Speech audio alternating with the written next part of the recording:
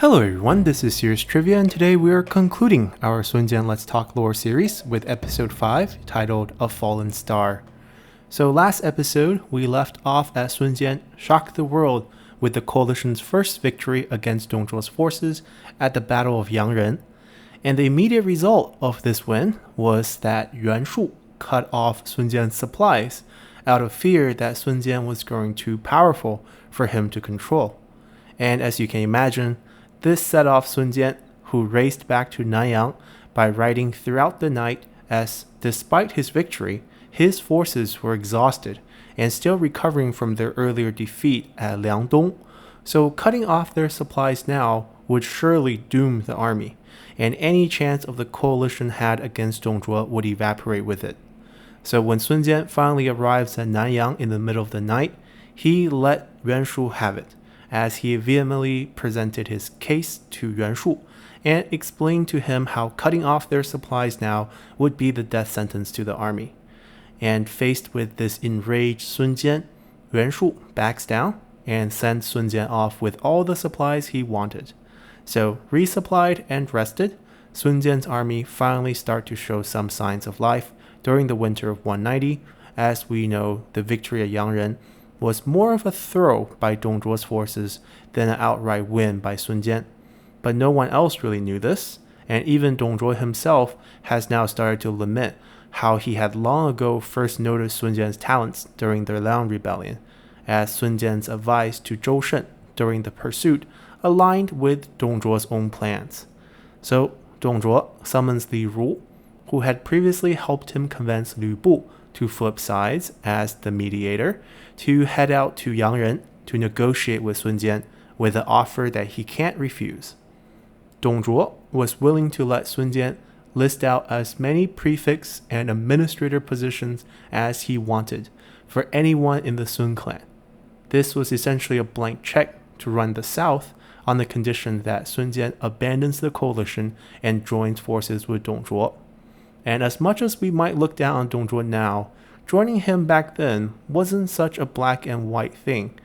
as Dong Zhuo was technically the Grand Master of the Imperial Court, with support of the court and the emperor, and if the coalition had lost, everyone who participated in it would be casted as traitors. And since Sun Jian was the only force showing any real success against Dong Zhuo, if Dong Zhuo managed to flip him, the coalition will surely fall apart. But even when presented with this huge blank check, Sun Jian turned it down, which impressed Dong Zhuo even more, as he was cited saying later that the 4 men he needed to kill to gain control of the country includes the likes of Yuan Shao, Yuan Shu, Liu Biao, and Sun Jian. So with the peace out of the equation, Dong Zhuo would personally lead an army to defend Luoyang against Sun Jian. But in this ultimate showdown, Sun Jian would prevail, as Dong Zhuo is now forced to flee toward Chang'an.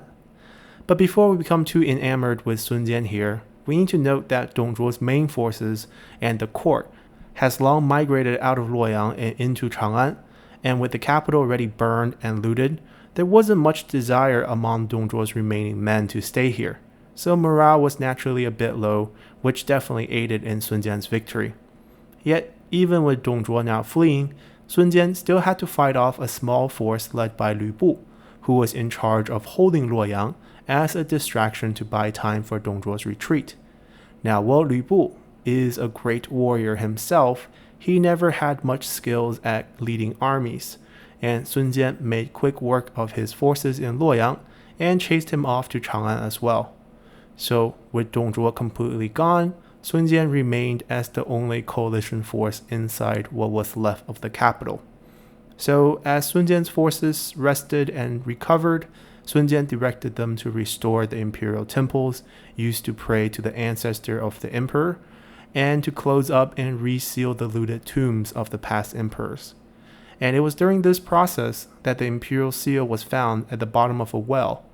And most theory points to that the seal was actually dumped here by the eunuch Zhang Rang following the death of He Jin, as Zhang Rang and their group of eunuchs were making their escape out of the capital with the young emperor in tow. But regardless of its origins, the seal is now firmly in the hand of Sun Jian,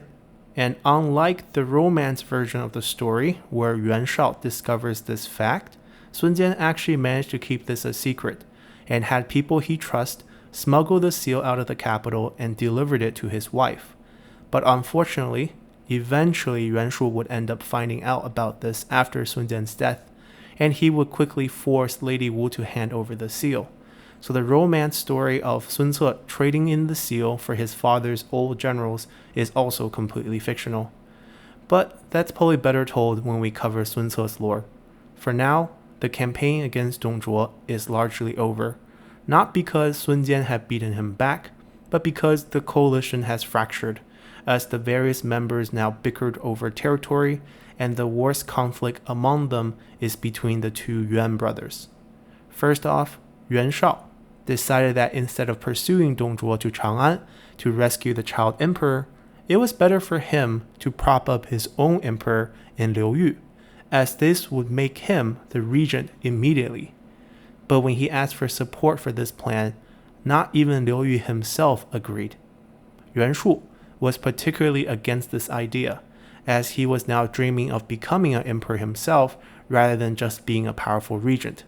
And he was also extremely angry at the fact that many of the coalition members now saw Yuan Shao as the leader of the Yuan clan, when he had always saw Yuan Shao as the kid born by the maid.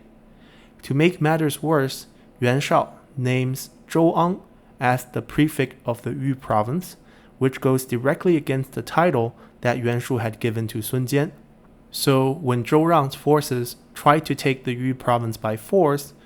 Yuan Shu first sent Gong Sun Zan's little brother, Gong Sun Yue, who was working under Yuan Shu at the time, to help defend the province, while Sun Jian was busy redeploying his forces back from the capital. And in the ensuing battle, Gong Sun Yue would die, and this marks the first grudge between Gong Sun Zan and Yuan Shao, as Gong Sun Zan immediately faults Yuan Shao for this, and stops his attack on the Yellow Turban remnants inside the Qing province to turn around and attack Yuan Shao in the north. So, with warlords like Gong Sun Zan and Tao Qian starting to side with Yuan Shu, Yuan Shao also started to look for allies, as he finds a partner in Liu Biao to cut off supplies to Nanyang, which is technically under the jurisdiction of Liu Biao, since he is now the new prefect of the Jin province following Sun Jian's killing of Wang Rui. And it was pretty easy for Liu Biao to isolate Yuan Shu in Nanyang,